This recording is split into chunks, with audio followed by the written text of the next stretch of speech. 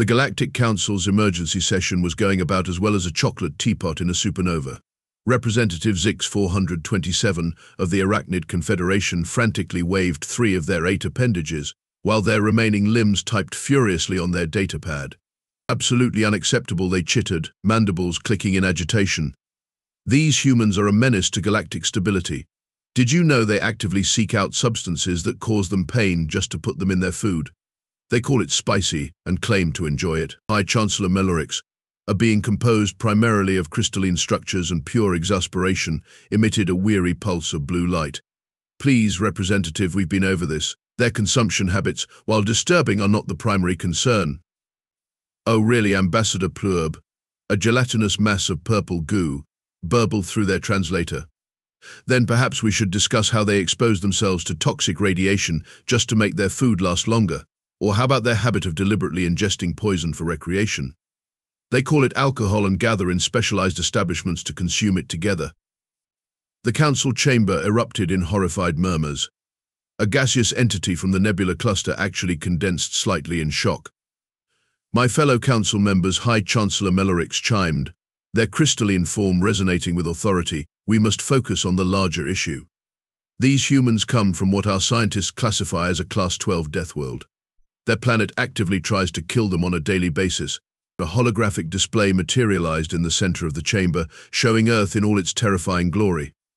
The presentation began cycling through images that made several council members require immediate medical attention. Their world is 70% covered in corrosive dihydrogen monoxide. They have regular atmospheric disturbances that hurl solid water from the sky. Their planet's crust regularly cracks open and spews molten rock. And yet, Melorix paused for dramatic effect. They call it home and write poetry about its beauty. Don't forget, added Councillor Deathworld, their antennae crackling with electromagnetic distress. They've survived multiple extinction-level events. They're basically cockroaches with opposable thumbs and nuclear capabilities. The council chamber fell silent as the implications sank in. Humanity had not only survived on their hellscape of a planet but had thrived. They'd developed space travel while dealing with thousands of predatory species, extreme temperature variations, and natural disasters that would have wiped out most civilizations. There's more, Melorix continued, their crystal facets dulling with concern. They've started exploring genetic modification, artificial intelligence, and quantum manipulation, all while still engaging in recreational activities that could kill them. They call it extreme sports. Ambassador Plurb rippled anxiously. So what do you propose? We can't just leave them on Earth. At their current rate of advancement, they'll be capable of interstellar war in less than 50 cycles. High Chancellor Melorix's form brightened with what passed for a smile in their species. Actually, I have a solution.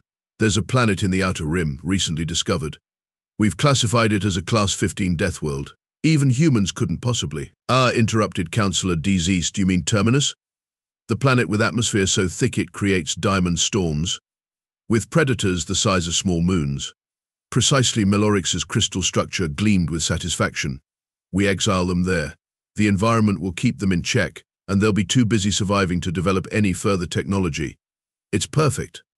The council voted unanimously to approve the measure, congratulating themselves on their brilliant solution to the human problem.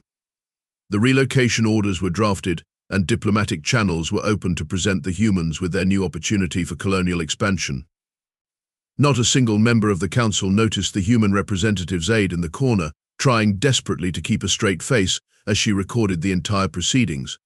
No one paid attention to the gleam in her eyes that suggested she knew something they didn't. And certainly no one considered that maybe, just maybe, they were making a monumental mistake. After all, what could possibly go wrong with exiling a species of adaptable, resourceful problem solvers to a planet that made their homeworld look like a vacation resort? The answer, as the Galactic Council would soon discover, was absolutely everything. Welcome to Terminus, where the weather forecast is always certain death with a chance of apocalyptic disaster, announced Captain David Chen over the colony ship's intercom. His voice carried that uniquely human mix of dread and excitement that made other species question humanity's collective sanity. The massive colony ships descended through Terminus's atmosphere, their hulls groaning under the pressure of winds strong enough to sculpt diamonds. Behind them, the Galactic Council's escort fleet retreated with suspicious haste, probably breaking several space traffic regulations in their hurry to get away from what they assumed would become humanity's final resting place. "Did anyone else notice our lovely alien friends couldn't wait to get out of here?" Lieutenant Rodriguez commented, watching the radar screens. "Almost like they know something we don't." "Oh, they know plenty," Commander Patel replied, adjusting the landing trajectory. "They just don't know us very well." The first landing was about as graceful as a drunk elephant trying to ice skate. The ships touched down in what they'd designated as Landing Zone Alpha, though slightly less lethal Zone Alpha might have been more accurate. The immediate area featured fewer visible predators and marginally less hostile terrain compared to the rest of the visible landscape. As the first group of humans stepped onto Terminus soil, wearing environmental suits that looked like they'd been designed by someone who'd watched too many science fiction movies, Chief Engineer Wong couldn't resist marking the moment. That's one small step for humanity, one giant leap away from those patronizing alien bureaucrats. The initial survey teams quickly discovered that Terminus made Earth look like a luxury resort. The atmosphere was a toxic cocktail that would make a chemical warfare specialist blush. The local flora had evolved to be carnivorous, all of it. Even the equivalent of grass tried to digest your boots if you stood still too long. But it was the fauna that really made things interesting. "Contact. 3 o'clock, shouted Specialist Zhang over the comm system. "Big bastard, moving fast." The creature that emerged from the crystalline forest defied description, though several humans tried anyway, mostly using colorful expletives. It resembled a cross between a titanium-plated rhinoceros and a particle accelerator, with too many legs and what appeared to be naturally occurring plasma cannons along its spine. "Well," muttered Colonel Jackson, watching the beast charge toward them. "That's new." The security team's weapons seemed to merely annoy it. The creature shrugged off conventional ammunition like they were spitballs, and the energy weapons just made it angry. It wasn't until Private Thompson, in what would later be described as peak human improvisation, managed to trip it into a crystalline ravine using some spare cable and truly impressive timing, that they found their first tactical advantage. Note to self: Dr. Patel dictated it into her research log: local megafauna vulnerable to gravity, also possibly attracted to swearing. Thompson's creative use of profanity seemed to really get its attention. The first week brought more discoveries, each more terrifying than the last. The diamond storms weren't just pretty, they were actively hunting them.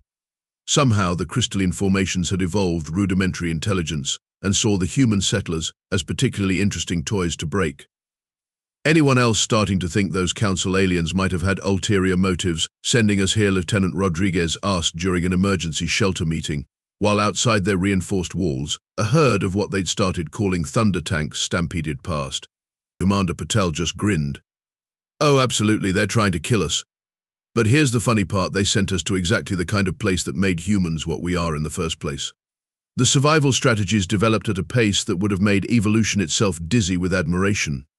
They discovered that the local crystalline formations, while deadly as projectiles, made excellent building materials when properly processed. The same characteristics that made them lethal in storms made them perfect for defensive structures. The breakthrough came when young engineer Cooper had what she called a possibly brilliant, possibly suicidal idea. She noticed that the diamond storms followed predictable patterns, like weather systems back on Earth. With some creative reprogramming of their ship's shields, they could not only defend against the storms, but actually harvest the energy they generated. "It's like having a psychotic solar panel," she explained to the colony leadership. "Sure, it tries to kill us, but it gives us power while doing it." By the end of the first month, humanity had established their first permanent settlement on Terminus. They'd named it Murphy's Landing because of course they did. The base was a hodgepodge of repurposed ship parts, crystalline structures, and what Commander Patel swore were design elements inspired by ancient castle fortifications. "See, the aliens made one crucial mistake," Chief Wong explained to a group of new arrivals, gesturing at the reinforced walls of Murphy's Landing. "They assumed that dropping us on a Deathworld would keep us down. But humans? We don't just survive hostile environments, we renovate them." As if to punctuate his point, a distant explosion lit up the horizon, followed by the distinctive sound of Private Thompson's creative vocabulary echoing across the comm system. Another thunder tank learned the hard way not to mess with human ingenuity. "Welcome to Terminus," Commander Patel announced to the newly arrived colonists, a dangerous gleam in her eyes. "Where every day tries to kill you, But that just means every day is an opportunity to prove why humanity never learned the meaning of impossible. Behind her, the diamond storm raged against their shields, creating a light show that would have been beautiful if it wasn't so deadly. But to the humans watching, it was beautiful precisely because it was deadly. After all, they were their ancestors' descendants, the ones who looked at fire and decided it would make a nice cooking companion. The Galactic Council had intended Terminus to be humanity's prison. Instead, they'd given them a playground. 6 months into what the Galactic Council had expected to be humanity's final chapter, Murphy's Landing had evolved from a desperate foothold into something that could only be described as aggressively innovative. The humans weren't just surviving, they were renovating. You know what's funny, Dr. Cooper mused, watching a team of engineers installing their latest invention, massive crystalline spires that actually attracted and channeled the diamond storms. We've basically turned the most dangerous weather system in the known galaxy into a renewable resource. That's got to count as the ultimate recycling project. The discovery that changed everything came during what the colonists now referred to as the Great Dig, or as Lieutenant Rodriguez liked to call it. That time we got really bored with almost dying and decided to dig holes instead. Holy shit, exclaimed geologist Dr. Patel, staring at her readings. These aren't just random mineral deposits. The entire planet is basically a giant battery. The mineral formations beneath Terminus's surface turned out to be naturally occurring quantum energy matrices. Each crystal formation was like a computer and power source combined, created by millions of years of extreme pressure and electromagnetic storms. The same forces that made the planet so lethal had also made it an untapped goldmine of technological potential. Commander Chen's response to this discovery was characteristically human. So you're telling me we're not just living on a death world, we're living on a death world that doubles as a supercomputer. Fantastic. Let's poke it with a stick and see what happens. The poking, as it turned out, led to several breakthroughs that would have made their alien observers need immediate medical attention if any had stuck around to watch. Engineer Wong developed what he dubbed quantum crystalline processing, a way to use the natural formations as computing systems. Think of it as blockchain technology, except instead of servers, we're using actual blocks of crystal that want to kill us. Very on brand for humanity, if you ask me. The protected settlements expanded rapidly, each one more ambitious than the last. After Murphy's Landing came Darwin's Folly, Newton's Nemesis, and Prometheus Point, each named with humanity's characteristic mix of historical reference and gallows humor. We should call the next one Council's Regret, suggested Colonel Jackson during a planning session. You know, just in case they're monitoring us. Always good to maintain proper diplomatic relations. The settlements weren't just surviving anymore, they were thriving. The humans had learned to domesticate some of the less murderous local fauna, including what they named crystal crawlers, 6-legged creatures that could process raw crystal formations into usable building materials. Someone had noticed them doing it naturally and thought, hey, let's make friends with the living mining equipment. It's simple really, explained Dr. Thompson to a group of new colonists.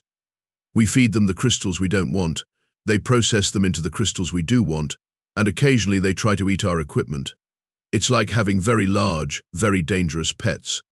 The breakthrough in protective technology came when young engineer Patel had what she called an absolutely crazy idea during a particularly nasty diamond storm. She noticed that the Thunder Tank's natural armor seemed to deflect the worst of the crystal shards. What if she proposed, instead of just building walls to keep the storms out, we build armor that works with them? The result was reactive crystalline armor, protective suits and building materials that actually became stronger when hit by crystal shards. The more the planet tried to kill them, the tougher their defenses became. We've basically weaponized getting punched in the face, Chief Wong commented proudly. If that's not a metaphor for human history, I don't know what is. But perhaps the most impressive development was the creation of the Nexus Network's vast underground complexes that combined living quarters, research facilities, and power generation systems. These massive structures used the planet's natural crystal formations as both support structures and computing systems. It's like we're building cities inside a giant supercomputer, Dr. Cooper explained during a tour. Every wall around us is technically alive and computing something. We're not just living on Terminus anymore, we're interfacing with it. The environment modification projects grew more ambitious by the day. They'd learned to predict and even influence the patterns of diamond storms, creating safe corridors for transport between settlements. The deadly crystalline forests were partially tamed, with humans finding ways to guide their growth into natural defensive formations. "Remember when this place was supposed to kill us?" Lieutenant Rodriguez asked, watching from the observation deck as a controlled diamond storm was used to power up a new sector of Prometheus Point. "Now we're treating it like some kind of deadly theme park." Commander Chen nodded, reviewing the latest progress reports. "The Council thought they were sending us to prison. Instead, they gave us a laboratory. Every single thing on this planet that should have killed us has instead made us stronger. The quantum crystalline technology they'd developed had applications far beyond mere survival. They'd created computing systems that made their previous technology look like stone tablets and chisels, energy generation systems that could power a small star system, defense systems that adapted and evolved in real time. You know what the best part is?" Dr. Patel said during a research briefing. "Everything we're developing here is completely unique to Terminus. No other civilization has anything like it because no one else was crazy enough to try living here long enough to figure it out." The protected settlements had grown into full-fledged cities, each with its own specialization. Murphy's Landing became the administrative and research hub. Darwin's Folly specialized in biological research and fauna domestication. Newton's Nemesis focused on physics and energy production. And Prometheus Point, the newest and most ambitious project, was dedicated to pushing the boundaries of what was possible with their new technologies. "We should send the Council a thank you note," suggested Colonel Jackson during a strategy meeting. "Dear Galactic Council, thanks for the deadly planet. We're remodeling it. Hope you don't mind. P.S. You really should have checked what happens when you give humans access to quantum computers that tried to kill them first." As the first year on Terminus drew to a close, humanity had done more than just survive. They had completely changed the rules of the game. The deadly environment that was supposed to be their doom had instead become the foundation of their greatest technological revolution. "You know what's really ironic?" Commander Chen mused, watching the latest quantum processing array come online. "They exiled us here because they thought we were too dangerous to let loose in the galaxy. Now, thanks to their brilliant plan, we're about 1,000 times more advanced than we would have been if they'd just left us alone on Earth." A diamond storm raged outside the protective barriers of Prometheus Point, its crystalline projectiles now feeding power into the very systems they were meant to destroy. Humanity hadn't just adapted to Terminus, they'd made it adapt to them. And somewhere in the galaxy, the Galactic Council remained blissfully unaware that their perfect prison was about to become humanity's launching pad to the stars. The first alien ship to notice something was wrong was a Crexian trading vessel that had taken a wrong turn at the Carina Nebula. They'd expected to find a barren Deathworld with possibly a few human remains. Instead, they found themselves being hailed by a thriving civilization. "Welcome to Terminus," Commander Chen's voice crackled over the comm system. "Would you be interested in some quality quantum crystalline technology? We're having a special first contact discount." The Crexian captain, all 7 of their eyes blinking in confusion, managed to stutter out, but this is supposed to be a prison planet." "Oh, it was," Lieutenant Rodriguez replied cheerfully. "We just turned it into a tech startup instead. Funny how things work out, isn't it?" News spread through the galaxy's trading networks faster than a diamond storm through unshielded armor. The humans hadn't just survived, they were selling technology that made most civilizations' best efforts look like children's toys. The first trade delegation arrived within a month. The Arachnid Confederation, ironically led by the same representative Zix 427 who had voted for the exile, found themselves sitting in a conference room in Murphy's Landing, trying not to look too impressed. So Zix 427 chittered nervously about that quantum crystalline processing technology. Commander Chen smiled in a way that made the Arachnid's mandibles twitch. "Oh, you mean the technology we developed using the lovely Deathworld you gave us? Yes, we're open to negotiations. Though I should warn you, our prices are almost as deadly as our planet." The Galactic Council received the first reports with the kind of dread usually reserved for discovering your pet project has grown fangs and developed a taste for bureaucrats. High Chancellor Millerix's crystalline form actually cracked slightly when they read about the human achievements. "They've done what they demanded," their voice resonating with disbelief. "They're using the diamond storms as power sources. They've domesticated the thunder tanks. They've turned the crystalline forests into computing networks." "That's not even the worst part," Councillor Deadliest added, their antennae drooping. "They're selling advanced technology to half the galaxy, and the other half is trying to establish trade relations with them." The Council's growing concern turned to outright panic when they realized Terminus's strategic importance. The planet sat at a crucial intersection of hyperlane routes, a fact they'd overlooked when choosing it as an exile location. Now, humanity controlled one of the most important strategic positions in the galaxy. Did anyone bother to check the star charts before we sent them there? High Chancellor Milorix demanded. The embarrassed silence was answer enough.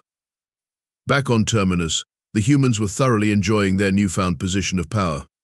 Trade ships arrived daily, each eager to exchange resources for the revolutionary technology that only humans had been crazy enough to develop. You know what's really funny, Dr. Cooper remarked during a demonstration for a Centaurian trade delegation. None of this would have been possible if the Council hadn't tried to get rid of us. They literally handed us the keys to technological superiority. The quantum crystalline technology had applications that went far beyond simple computing. The humans had developed shields that could withstand supernovas, energy weapons that could punch holes through space-time, and communication systems that made traditional faster-than-light communication look like smoke signals. We should send the Council a gift basket, Colonel Jackson suggested during a strategy meeting. Maybe fill it with some of our deadlier crystals. You know, as a thank you for the lovely exile. The discovery of Terminus's strategic importance only added to humanity's rapidly growing influence. Every major trade route in the sector had to pass within range of their quantum detection systems. Nothing moved through that part of space without humanity knowing about it. It's like they gave us the galaxy's biggest toll booth, Lieutenant Rodriguez quipped. Except instead of collecting spare change, we're collecting trade deals and technological supremacy. Commander Chen watched from the observation deck of Prometheus Point as another fleet of trading vessels entered orbit. Below, the diamond storms raged harmlessly against their quantum shields, their energy being harvested to power the very civilization they were supposed to destroy. You know, he mused, I'm starting to think the Council might have made a slight miscalculation. At that very moment in the Galactic Council chambers, High Chancellor Milorix was reaching the same conclusion. The latest reports showed human influence spreading across the galaxy like a particularly aggressive virus. Their technology was centuries ahead of anyone else's, their strategic position was unassailable, and worst of all, they seemed to be genuinely enjoying themselves. We exiled them to a Deathworld, Ambassador Pleur burbled miserably, and they turned it into a technological paradise. How very human of them. The Council could only watch as their perfect prison transformed into humanity's launching pad to galactic dominance. Their attempt to contain humanity had instead given them exactly what they needed to thrive, an impossible challenge and the stubborn determination to overcome it. As another trade fleet departed Terminus loaded with quantum crystalline technology, Commander Chen drafted a message to the Galactic Council. It was short, sweet, and deeply human in its mix of gratitude and sarcasm. Thanks for the planet. We've made some improvements. Feel free to visit any time. We promise the Diamond Storms only hunt unauthorized visitors now. 2 years after their exile, humanity dropped the equivalent of a technological supernova on the galactic community. Dr. Cooper and her team had finally perfected what they called quantum reality manipulation, though most humans just called it the biggest middle finger to physics since Einstein. So Dr. Cooper explained to a stunned audience of alien scientists, we can essentially rewrite local space-time using crystalline quantum processors. Want to make gravity optional? Done. Need to step sideways through reality? No problem. Want to make causality your personal plaything? We have an app for that. The presentation was broadcast across all major galactic networks. Several leading physicists from other species required medical attention. One particularly prestigious Zentarian scientist actually molted on the spot, something their species only did under extreme stress. Did we break physics? Lieutenant Rodriguez asked, watching the chaos unfold. Nah, Dr. Cooper replied with a grin. We just convinced it to be more flexible in its interpretation of what's possible. The Galactic Council called an emergency session. High Chancellor Milorix's crystalline form was vibrating at frequencies that suggested either extreme anxiety or an imminent structural failure. Let me make sure I understand this correctly, they chimed, their voice hitting notes usually reserved for warning sirens. The humans have not only survived on Terminus, they've turned it into a technological superpower, and now they can literally bend reality. That's not even the worst part, Councillor DZZ added, their antennae twitching spasmodically. They're offering to sell the technology to anyone who meets their trade terms. They're democratizing reality manipulation. The Council's attempts to maintain control of the situation were about as effective as trying to herd quantum particles with a butterfly net. Every restriction they tried to impose was met with increasingly creative human solutions. When the Council attempted to restrict trade routes to Terminus, humanity unveiled their quantum tunneling transportation system. "Distance is more of a suggestion now," explained Chief Engineer Wong during the product launch. "Also, your trade blockade is cute. We've turned it into a tourist attraction." The Council's next move was to try economic sanctions. The humans responded by introducing quantum-enhanced manufacturing that could literally create resources from properly manipulated space-time. Scarcity is so last century. Commander Chen announced in a press release that made several economic experts spontaneously develop stress-related mutations. Perhaps, suggested Ambassador Pluerb during a particularly tense council session, we should consider negotiating. The human delegation arrived at the Galactic Council headquarters in a ship that literally bent light around it, not for stealth, just because they could. Commander Chen led the team, wearing a suit made of domesticated crystal that rippled with quantum calculations. "Let's discuss our terms," he began, as reality itself seemed to hold its breath. "First, we want official recognition as a sovereign power. Second, we want unrestricted access to all trade routes. And third," he paused for dramatic effect, "we want an official apology for the exile. Preferably in writing. We're thinking of framing it." The council chamber erupted in chaos. Several representatives attempted to object, only to find their universal translators suddenly speaking in limericks, a small demonstration of human quantum technology at work. "You can't just demand," High Chancellor Melorix began. "Actually," interrupted Dr. Cooper, pulling up a holographic display that existed in 7 dimensions. "Simultaneously, we can. See, we've been doing some calculations. Would you like to know what happens to galactic civilization if we decide to close our trade routes?" The resulting simulation made several council members wish they had chosen different career paths. The economic models alone were enough to give their probability computers nervous breakdowns. "But that's not all," Commander Chen continued cheerfully. "We've also developed some rather interesting defensive capabilities. Would anyone like a demonstration of our quantum shield technology?" "No? Then perhaps we should return to discussing those terms." The negotiations lasted 3 standard days. By the end, humanity had secured everything they wanted, plus a few concessions they added just because they could. The Council had no choice. Humanity had become too integral to galactic civilization to ignore or suppress. "You know what the really funny part is?" Lieutenant Rodriguez remarked during the signing ceremony. "If they'd just left us alone on Earth, we'd probably still be arguing about colony rights on Mars. Instead, they gave us the ultimate challenge, and we turned it into the ultimate opportunity." The final agreement was signed with what humans would later call malicious compliance. They agreed to remain primarily based on Terminus. After all, they'd grown quite fond of their deadly paradise.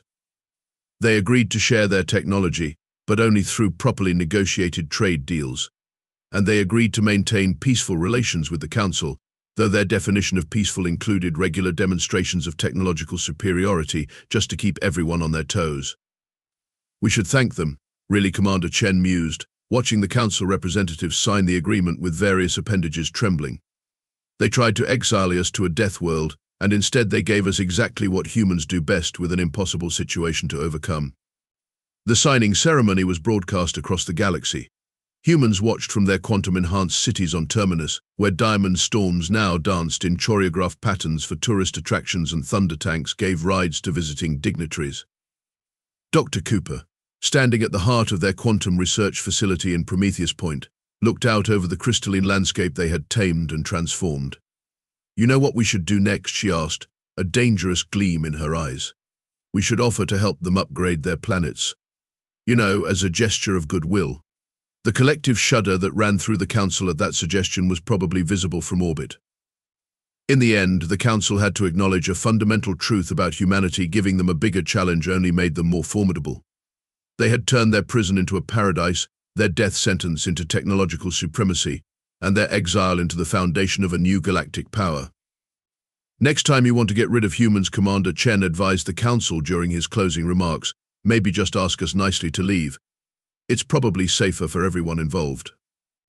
As if to punctuate his point, a controlled diamond storm outside the Council chambers spelled out, "Have a nice day," in crystalline formations that somehow managed to look smug. The galaxy would never be the same. But then again, that had been true from the moment humanity looked at a Deathworld, and decided to renovate. 10 years after the Great Exile, as historians now called it, humanity held their own galactic summit on Terminus. The location choice was deliberate. Nothing quite said we won, like hosting an interstellar conference on a planet that was supposed to kill them. The conference center in New Alexandria, their newest and most ostentatious city, featured open-air viewing decks where controlled diamond storms created spectacular light shows. Domesticated thunder tanks gave tours to wide-eyed alien diplomats, while quantum crystalline computers casually bent reality to serve drinks that existed in multiple states simultaneously. Welcome to Terminus. Commander Chen addressed the assembled dignitaries, now sporting the title of Human Ambassador to the Galaxy. Or, as we like to call it, the best-worst thing that ever happened to humanity. The Galactic Council representatives shifted uncomfortably in their specially designed quantum-cushioned seats. High Chancellor Melorix's crystalline form had developed a permanent stress fracture from years of dealing with human innovations. 10 years ago, Chen continued, his grin carrying enough smugness to power a small star system. You sent us here to die. Instead, we thrived. You tried to isolate us, and we became essential. You wanted to contain our potential, and instead, you gave us exactly what we needed to exceed it. The statistics spoke for themselves. Humanity had become the galaxy's primary source of quantum technology.